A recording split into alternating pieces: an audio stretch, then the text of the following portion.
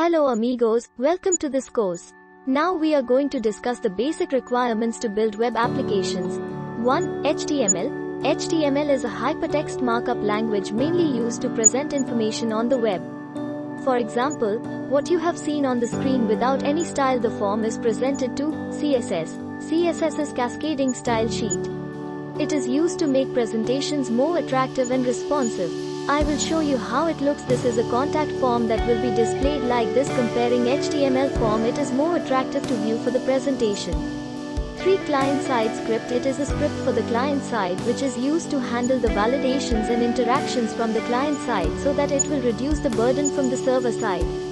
For example, JavaScript and jQuery. 4. Server-side script. Server-side scripting is a technique used in web development that involves employing scripts on a web server which produces a response customized for each user's, client's, request to the website. Example: JSP, PHP, ASP, NET etc. 5. Database. Database is used to store the data. Example: Oracle, SQL, MySQL, MS SQL, and MongoDB etc. 6. Content Management System, CMS. CMS provides an integrated development environment. Mainly it is used to build debug tests and deploy over applications. For example, we have an Eclipse, displays, web terms etc. 7. DTP tools. DTP tools are used to publish images and animations like, for example, Photoshop, Flash Player etc.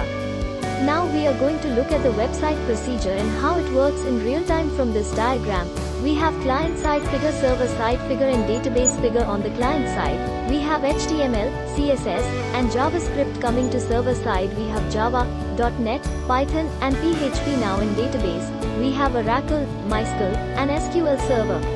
In the above example, when the client fills the data and submits the form, the request will be forwarded from the client side to the server side. On the server side, it will be validated. The form then will store the data in the database. After storing the data, the response data will be sent to the server side. Then our server side, whatever response was taken from the database, it will be sent to the client side. The browser gets a response like the success message that the data is stored in the database. Now we are going to discuss software applications and software products. Many people have confused about both application and product. Application means it will be designed for clients as their requirements. When we go to software product, it will be designed as for the market requirement, so it is known as software product. For example, we have like MS Office. MS Office is not an application because it is designed for market requirements. Software that is designed according to the client's requirements is known as a software application. Example: IRCTC app. Now we are discussing on types of applications and products. We have 4 types of categories for the applications. 1. Desktop applications. This means whatever we see on the desktop, those all are desktop applications. 2. Web applications. This means whatever will be displayed on web browser with the internet. 3.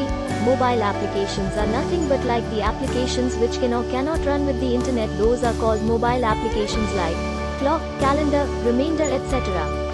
4. Distributed applications. So many people are going to be confused on mobile and distributed applications. Mobile applications means which can or cannot run without the internet. Distributed applications means which can be run mobile app with only internet, like examples: WhatsApp, Facebook, Messenger, YouTube, etc. Now we are going to discuss on comparison between desktop applications and web applications. There are 5 steps as shown here. The first step is built in desktop applications. It is easy to build as it requires only a language and PTI only database. Coming to web applications, it is complex to build as it requires several languages, tools, and utilities.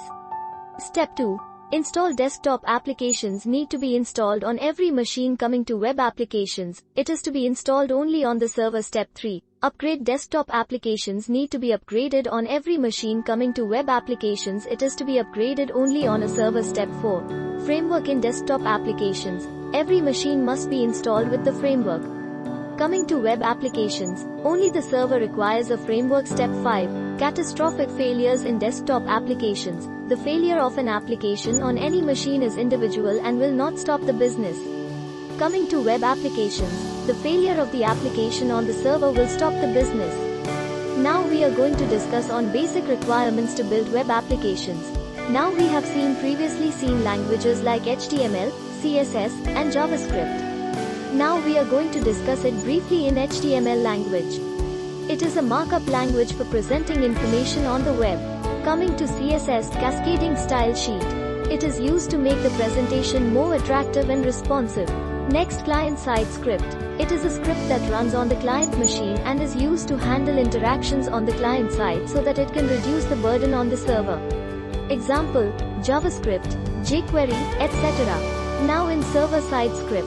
It is a script that runs on a server to generate a response customized to every client's request. Example, JSP, PHP, ASP, .NET, Python, etc. Database like RDBMS means real-time database management system. For example, MySQL, Oracle, SQL Server, etc. Next, in the content management system, CMS, it provides an integrated development environment to build, debug, test, and deploy applications. Examples, Eclipse, Dreamweaver, Edit+, WebStorm, Sublime, Brackets, etc. Then coming to DTP tools. These tools are used for publishing images and animations for the web. Example, Photoshop, Flash, Adobe Illustrator, etc. Thanks for watching.